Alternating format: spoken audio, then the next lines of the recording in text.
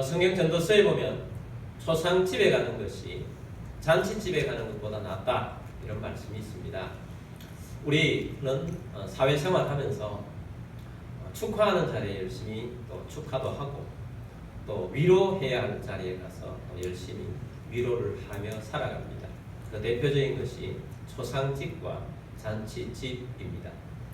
근데 잔치집에 가는 것 기쁘죠. 그런데 초상집에 가는 것이 더 낫다고 합니다. 더 나은 이유는 사람은 축하를 받기도 해야 되고 또 위로받아야 할 때는 위로를 받아야 하는데 축하를 못 받는 것보다 위로를 못 받는 것이 훨씬 더 안 좋습니다. 그래서 위로해줘야 할 자리는 꼭 위로를 하라라는 말씀이기도 하고요. 또 우리가 초상집에 가면 우리 인생을 스스로 되돌아볼 수 있는 시간이 되기도 합니다. 나는 좀 더 잘 살아야 되겠다 하는 그런 마음을 다시 한번 가지게 되는 것입니다. 저는 목사가 되고 처음에 결혼 주례도 많이 했었고 또 장례 집례도 많이 하게 되었습니다. 결혼 주례도 매주 할 때도 있었고 또 장례 집례는 어떤 때는 일주일에 3분이 돌아가셔가지고 장례 집례를 일주일 내에 쫓아다니면서 한 적도 있었습니다. 제가 목사가 되자마자 제일 첫 번째 했던 그런 결혼 주례 또 장례 집례 기억이 아주 생생하게 납니다. 처음이기도 하지만 아주 특별한 것이었기 때문입니다.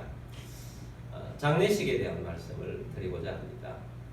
제가 첫 번째로 장례식을 하게 된 계기는 제가 목사 안수를 받고 어떤 교회에 부목사로 가게 되었습니다.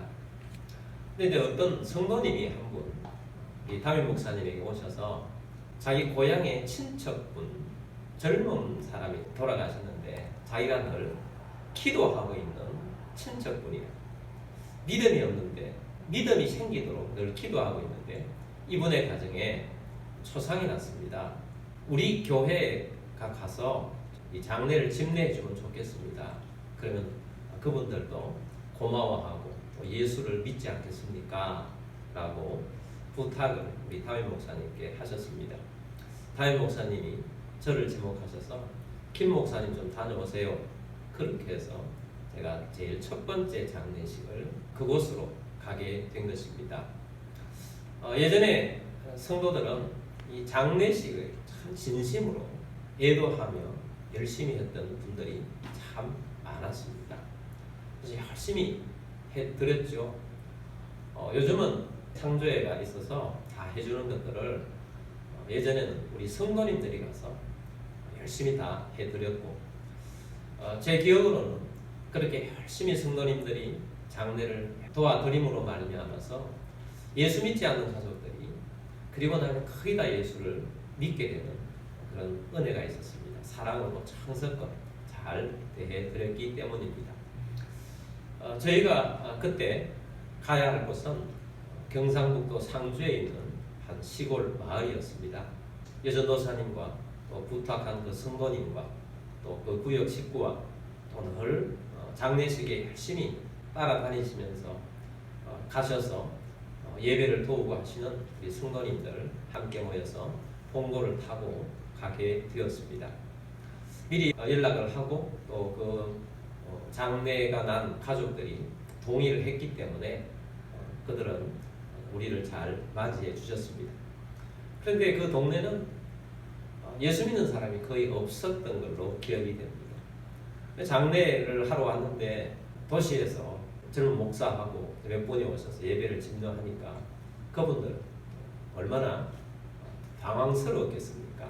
이 장례 문화가 우리 기독교와 그들이 하는 문화는 완전히 다르지요. 그런 가운데에서 예배를 드렸습니다.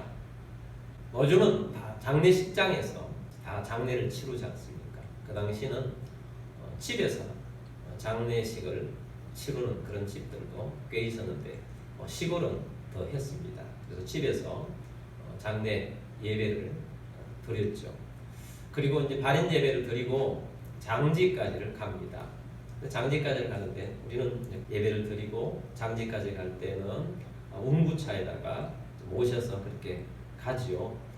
근데 이제 또 시골에는 관을 메고 장지까지 갑니다.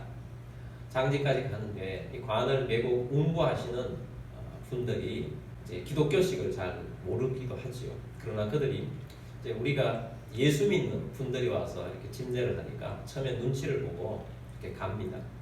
가는데 그 집에서 장지까지 가는데 무려 한 2시간이 걸렸어요.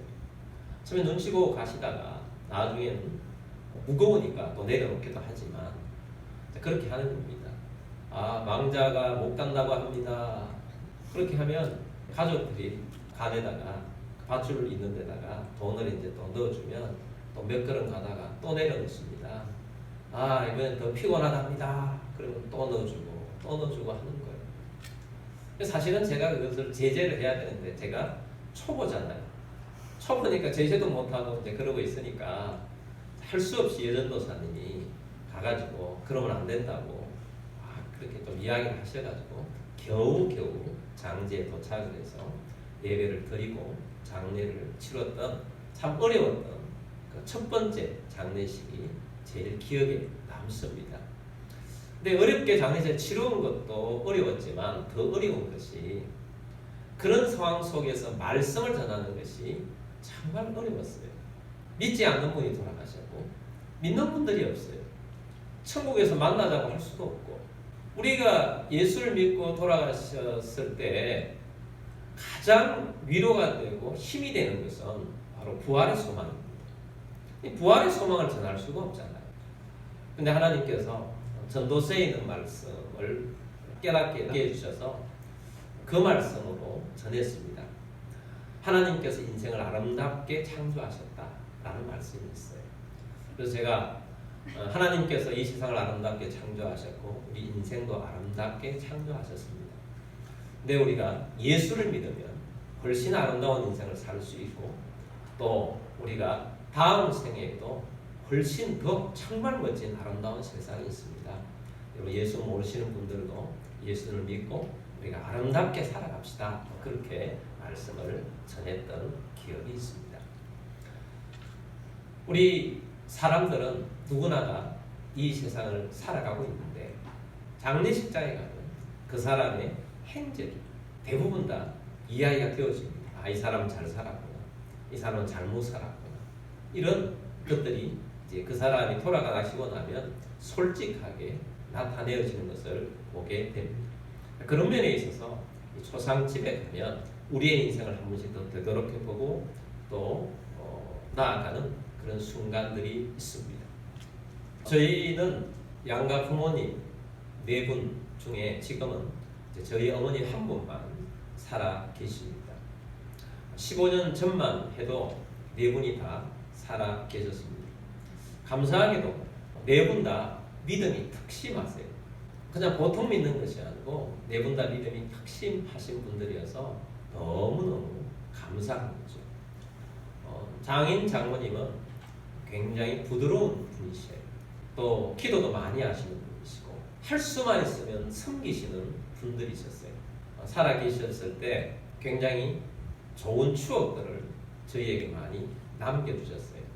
저는 또 3이니까 결혼하고 난 다음에 뵙고 만나고 했는데 워낙 소품들이 좋으시니까 아름다운 추억들을 많이 남기고 그렇게 떠나셨습니다. 그래서 참 뵙고 싶어요. 천국에 가면 뵐 때 정말 기쁠 것 같습니다. 제가 오늘 좀 더 말씀드리고 싶은 분은 저희 아버님 장례식에 대한 말씀이에요. 저희 아버님은 일찍이 미국에 이민을 가셔서 30년간 사셨습니다. 그리고 마지막에는 아프셨다가 위독하시다는 소식을 듣고 제가 급히 미국에 가서 임종을 하시는 것을 보고 저희 아버님 장례를 치르고 왔습니다. 미국 장례식은 우리나라 장례식과 좀 많이 달랐습니다. 제가 많은 장례 침례도 해보고 또 장례식에 많이 참여도 해봤는데 가장 은혜스러웠던 장례식은 저희 아버님 장례식. 너무너무 은혜스러웠어요. 성령님이 이 장례식 가운데 운행하셨어요. 모든 모인 사람들이 천국에 대한 소망으로 가득하게 되었어요. 그래서 누구든지 저희 아버님 또 장로님이시니까 장로님 곧 뵐게요 하는 그런 마음으로 마지막을 떠나보내는 그런 분위기였습니다. 얼마나 그런 분위기가 좋았던지 저희 이제 삼촌 미국에서 의사 생활을 하고 계십니다. 저희 삼촌이 이제 형님의 장례식을 참여하고 난 다음에 너무 좋으셨나 봐요. 너무 좋았다. 그러면서 저한테 그렇게 이야기가 왔어요. 저희 삼촌은 어릴 때부터 교회를 다녔는데 우리 형님 장례식을 참여하고 난 다음에 그렇게 이야기하시는 거예요. 우리 형님 천국 가서 뵙고 싶은데 나 예수님이 안 믿어져서 어떡하지? 정말 놀랐어요. 평생을 교회 다니셨는데 그때 알았어요. 장로님이시더라고요. 나 예수님이 안 믿게 되는데 어떡하지? 깜짝 놀랐습니다. 장례가 다 마치고 또 집례하셨던 목사님께서 집에 오셔서 또 위로 예배를 드리시고 난다. 우리 삼촌께서 그 목사를 붙잡고 목사님 솔직히 이야기하면 나 예수님을 안 믿겠습니다. 우리 형님 계신 저 천국에 가야 되겠다. 어떻게 하면 좋겠습니까? 그래서 그 목사님도 깜짝 놀라가지고 우리 삼촌 붙잡고 복음도 전하고 질문도 받고 계속해서 그렇게 하시는 것을 전 옆에서 쭉 보고 있었습니다. 그러면서 목사님 말씀을 들으면서 네, 알겠습니다. 제가 예수님 믿도록 노력하겠습니다. 또 그렇게 이야기를 하죠. 목사님이 가시고 이제 삼촌이 이제 제가 목사니까 또 이런저런 이야기를 하다가 갑자기 무릎을 탁 꿇는 거예요. 삼촌 왜 이러세요? 네가 목사잖아. 나 위해 좀 기도해 주라. 나 예수 믿을 수 있도록 기도해 주라. 저에게 무릎 꿇었겠습니까? 하나님께 무릎 꿇는 거죠. 굉장히 겸손하게 무릎을 꿇고 그렇게 해서 제가 간절하게 기도를 해드리고 예수님을 믿고 잘 해보겠다고 하신 거예요. 우리 삼촌 이성이 너무 강하셔가지고 이성적으로 모든 걸 접근하다 보니까 거듭남은 물과 성령으로 거듭나는 건데 성령의 역사로 거듭나는 건데 아는 건 아는데 이게 믿어지지 않아서 고민을 하시는 그런 모습을 보았습니다. 그러나 안타까운 마음으로 그렇게 찾았기 때문에 예수를 믿고 믿음으로 살아가고 있습니다. 자, 그 정도로 우리 아버님의 장례식에 천국에 대한 소망으로 가득한 장례식으로 진행이 된 것입니다. 우리는 3일장, 5일장 이렇게 하잖아요. 근데 미국은 3일장, 5일장 이런 것이 없습니다. 우리는 상주들이 항상 맞이하잖아요. 미국에는 그렇게 항상 맞이하는 것이 아니고 장례 예배가 있더라고요. 장례사가 있는 곳에 장례 예배가 있는 예배 장소가 있어요. 지금 생각해 보니까 그 예배는 우리로 따지면 입관 예배 정도 되는 것 같습니다. 우리는 장례가 이제 우리 기독교식으로 하면 우리 한국의 기독교식으로 하면 맨 처음 어떤 분이 돌아가시면 목사님에게 연락해서 목사님이 오셔서 임종 예배를 드립니다. 그리고 24시간 지나면 가족들이 입관 마지막으로 얼굴을 뵙는 관은 뚜껑을 닫기 전에 마지막으로 입관할 때 예배를 드립니다. 대체적으로 한국에는 가족들만 가서 보고 와서 성도들과 함께 천국을 소망하는 예배를 드립니다. 그리고 이제 3일째, 보통은 3일째죠.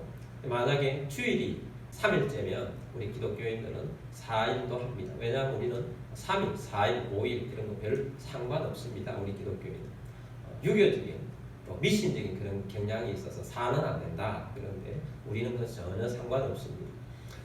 마지막 날은 우리가 발인 예배라고 하죠. 이 세상을 떠난다. 그래서 발인 예배를 드리고 장지에 가서 관을 내린다. 그런 의미에서 하관 예배라고 합니다. 그런 식으로 예배가 진행이 되어서 장례가 치루어지는데 미국은 상주들이 있는 그런 곳이 없어요. 그러니까 이제 우리로 따지면 발인 예배처럼 되는 그날 모든 애도하실 분들이 그날 다 모여서 함께 예배를 드리는 것입니다. 이제 그날 우리들이 모여서 예배를 드리는데 장례식장에 큰 예배를 드릴 수 있는 공간이 있습니다. 그 앞에 하얀 꽃들로 다 장식을 해놓고 또 이제 관이 있잖아요. 관이 있는데 장례 지도사가 그 관의 뚜껑을 열었습니다. 관 옆에 톱니바퀴가 있는 곳에 손잡이를 끼워 넣어서 이렇게 막 돌리더라고요. 돌리니까 저희 아버님의 상반신이 관 위로 이렇게 올라오십니다. 쫙 올라오는데 저희 아버님이 그때 입고 있는 옷이 양복입니다. 그 전에 가장 좋은 양복, 와이셔츠, 넥타이 이런 것을 가져오라고 해서 그렇게 입혀서 관 안에 계신 거예요. 그리고 얼마나 얼굴 관리나 이런 것도 몸 관리를 장례 지도사들이 잘했는지 마치 살아계신 것 같아요. 지금 잠자고 계신 모습으로 그렇게 계신 거예요.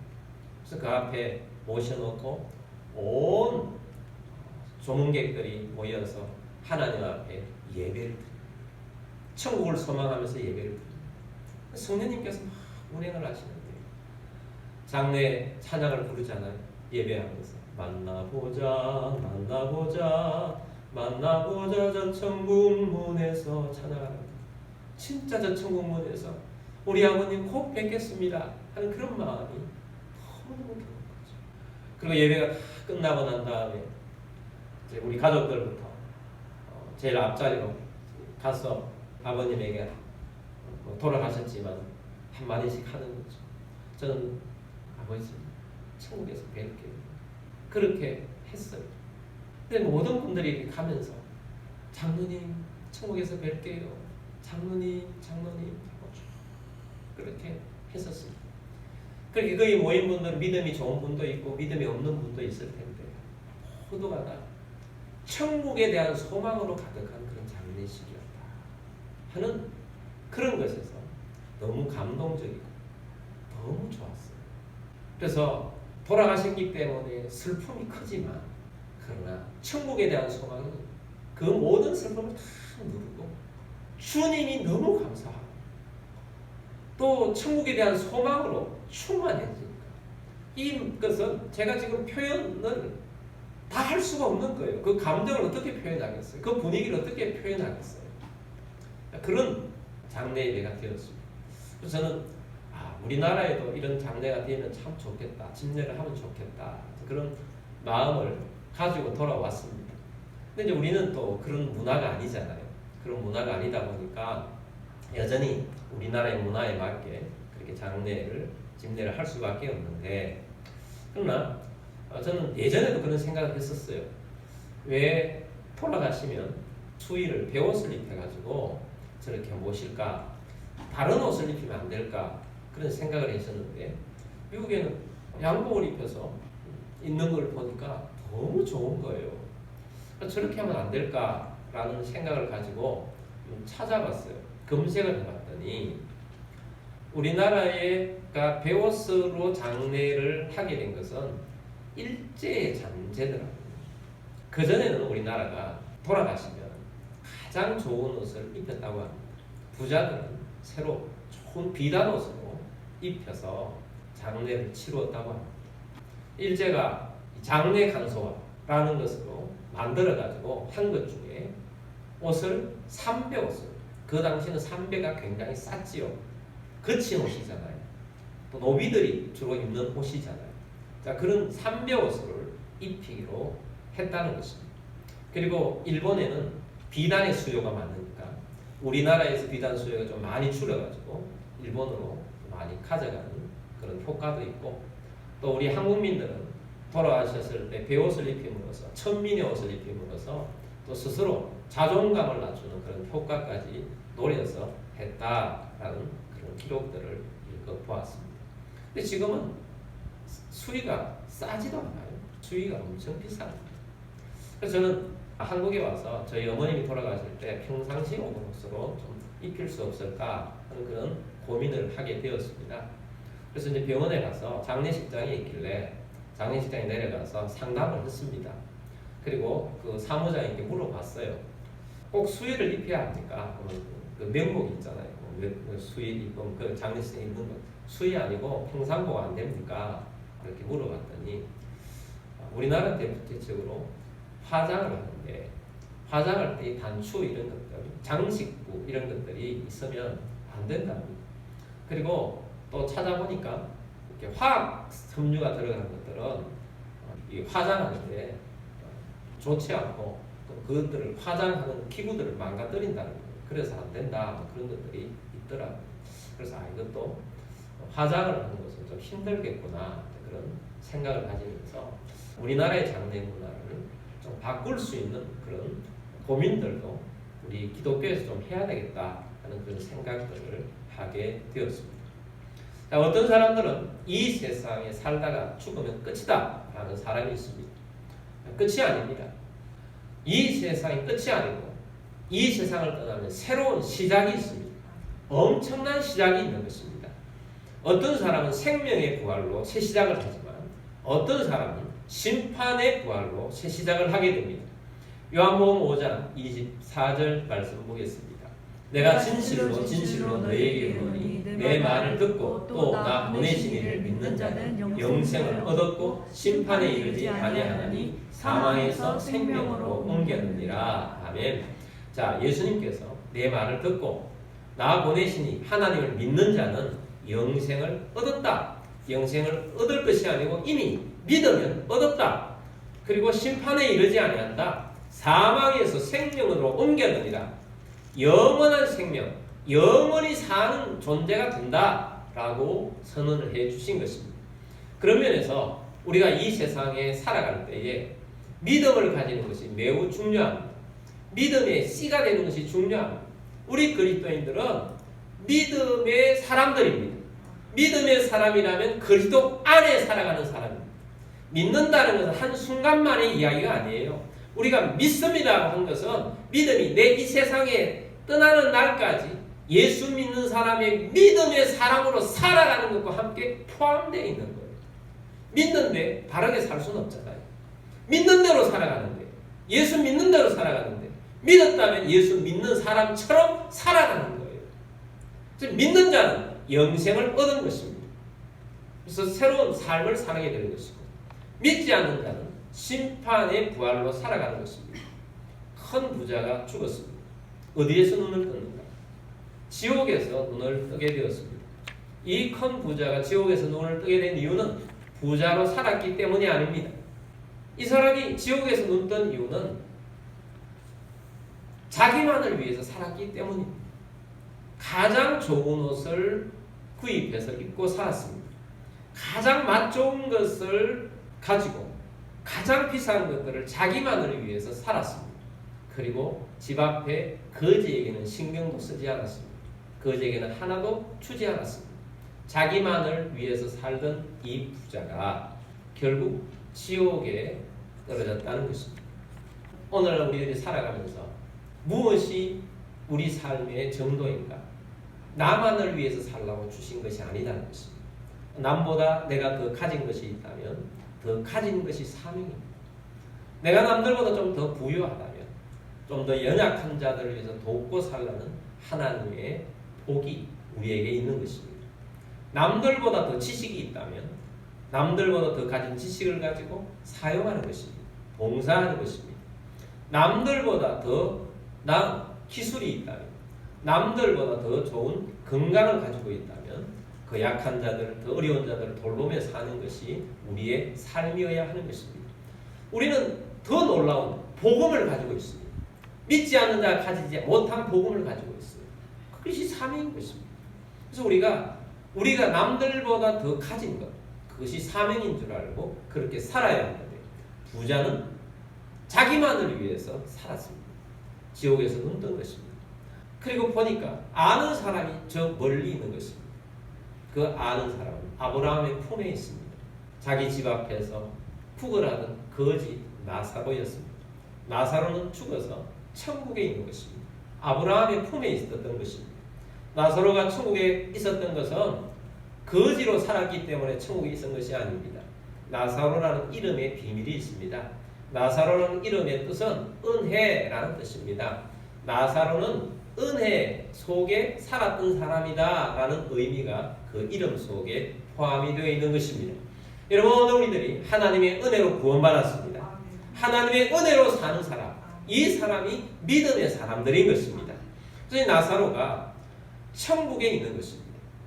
그래서 이 부자가 아버지 아브라함이여, 저 나사로를 나에게 보내서 물 한 방이라도 내 입에, 내 목에 좀 넣어달라고 부탁을 합니다. 그런데 아브라함이 말합니다. 이곳에서 그곳으로 갈 수가 없다. 천국과 지옥은 서로 왕래하는 곳이 아니다. 그리고 지옥은 물 한 방울의 자비도 있지 않는 곳이 그런 곳이다. 심판에 부활을 한다는 것은 그만큼 무서운 곳이라는 거예요. 그 이야기를 듣자 이 부자가 정신을 바짝 차립니다. 나는 여기에 있지만 내 가족은 여기 오면 안 돼. 정신 차린 거죠. 그래서 다시 부탁합니다. 누가복음 16장 27절 28절 말씀 보겠습니다. 이르되 그러면 아버지여 구하노니 나사로를 내 아버지의 집에 보내소서. 내 형제 다섯이 있으니 그들에게 증언하게 하여 그들로 이 고통받는 곳에 오지 않게 하소서. 나사로를 다시 살려 좀 보내주십시오. 내 친척들이, 내 가족들이, 그게 딸린 많은 식구들이 아직도 지상에 남아 있습니다. 이곳의 실정을 좀 알려주셔서 제발 내 있는 곳에 오지 않게 해주십시오. 여러분, 이 세상을 떠난 많은 사람들 중에 바로 이 부자의 위치에 가 있는 사람이 오늘도 이 사인을 이 지상에 보내고자 하지만 그곳에 보낼 수가 없잖아요. 보낼 수가 없어요. 아브라함이 이 이야기를 듣고 뭐라고 말합니까? 29절입니다. 아브라함이 이르되 그들에게 모세와 선지자들이 있으니 그들에게 들을지니라. 야, 지상에는 모세도 있고 선지자들이 있다. 지상에는 전도자들이 있고 목사님들이 있다. 그들에게 들으면 된다. 복음 전하는 자가 있지 않냐. 그들에게 듣도록 이미 하나님께서는 보내놓았다 라고 말씀하신 것입니다. 30절입니다. 이르되 그렇지 아니하나이다. 아버지 아브라함이여 만일 죽은 자에게 그들에게 가는 자가 있으면 내게 하리이다. 지상에 있는 전도자나 목사님들로는 부족합니다. 죽은 자가 살아나서 그곳에 가면 그 사람이 믿지 않겠습니까? 라는 것입니다. 31절입니다. 이르되 모세와 선지자들에게 듣지 아니하면 비록 죽은 자 가운데서 살아난 자가 있을지라도 권함을 받지 아니하리라 하였다 하시니라. 죽은 나사로가 다시 살아나가 전한다 할지라도 안 믿을 자는 여전히 안 믿는다. 이 지상에서 전도자, 목사님들, 복음 전파자들, 선교하는 사람들, 이런 분들이 정말 귀한 일들을 하고 있는 것입니다. 이 일들을 하고 있는 분들의 목소리를 들은 자들이 복된 자인 것입니다. 여러분, 오늘 우리들은 전도자의 음성에 귀를 기울여서 믿음의 사람이 되었고, 또 목사님의 말씀을 듣고 오늘도 우리가 하나님 말씀대로 살겠다고 하는 그런 마음을 가집니다. 우리가 복된 자들입니다. 그리고 또한 우리는 이 복음을 갖지 못한 자들에게 부지런히 전할 수 있도록 봉사도 하고 헌신도 하고 또 입으로 말씀의 복음의 말씀을 전하기도 하고 해야 할 것입니다. 그런데 혹 우리 삼촌처럼 교회는 오긴 하지만 내가 예수가 믿어지지 않는다. 그런 분이 혹 있을 수도 있잖아요.